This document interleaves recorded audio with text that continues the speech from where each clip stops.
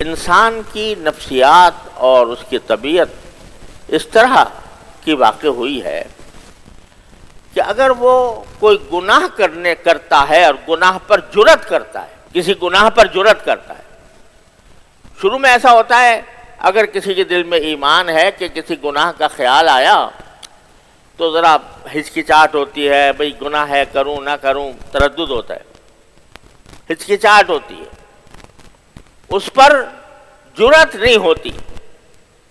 لیکن ایک مرتبہ جرأت کر لی، اعوذ باللہ، جرأت کر کے گناہ کا ارتکاب کر لیا، تو گناہ کا خاصہ یہ ہے کہ گناہ کو کھینچتا ہے۔ یعنی ایک گناہ کیا تو اب وہ جو بیچ میں ایک پردہ تھا نا، جرأت نہیں ہو رہی تھی، اب وہ پردہ ہٹ گیا، جرأت پیدا ہو گئی، تو دوسرے گناہ کی طرف انسان کو آمد ہے۔ ایک گناہ دوسرے گناہ کو کھینچ کر لائے گا، دوسرا گناہ تیسرے کو لے کر کھینچ کر لائے گا۔ یہ ایک انسانی طبیعت کا ایک دستور ہے جو چلا آتا ہے، ایک گناہ دوسرے گناہ پر۔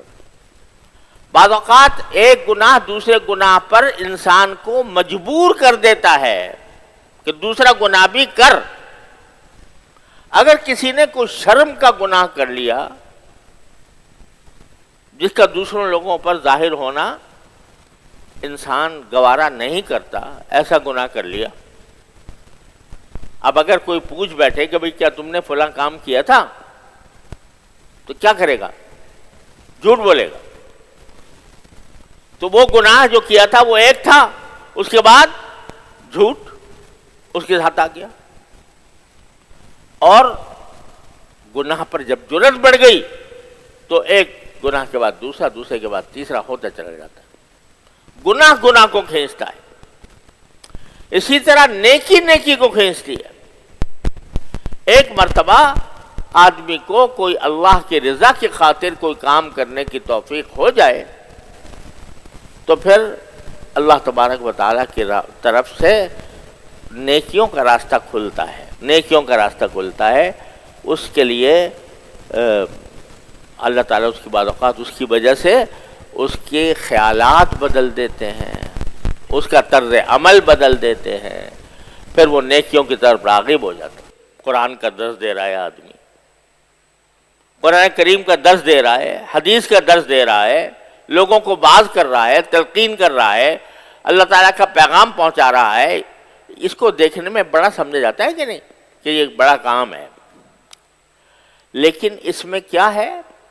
اللہ بچائے اگر شیطان کا داؤ چل جائے تو یہ سب چیزیں، سارا درس، ساری تعلیم، سارا واعظ، یہ بجائے جنت کی طرف لے جانے کے انسان کو جہنم کا ایندھن بنا دیتا ہے۔ وہ کیا کہ اگر اس کی وجہ سے دل میں عجب پیدا ہو گیا، تکبر آ گیا کہ بھئی میں نے تو بڑا شاندار بات کہا، یا میں نے بہت شاندار درس پڑھایا، اور اس سے لوگوں میں اتنی میری مقبولیت ہو گئی، لوگ میرے اتنے پیچھے ہو گئے، اور لوگ مجھے فلاں لقبوں سے یاد کرنے لگے، اس سے تو لاؤ ذرا پھر یہ اور کام کروں، اور پڑھاتا ہوں، اور اچھی طرح آواز دیتا ہوں۔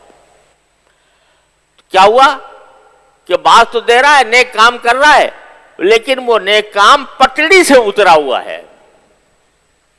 نیک کام کی پٹڑی کیا ہے کہ صرف اللہ کے لیے کر رہا ہو، مخلوق کی خوشنودی مقصود نہ ہو، اللہ کی خوشنودی مقصود ہو، تو وہ عمل اللہ تعالیٰ کے ہاں قابل قبول ہوتا ہے۔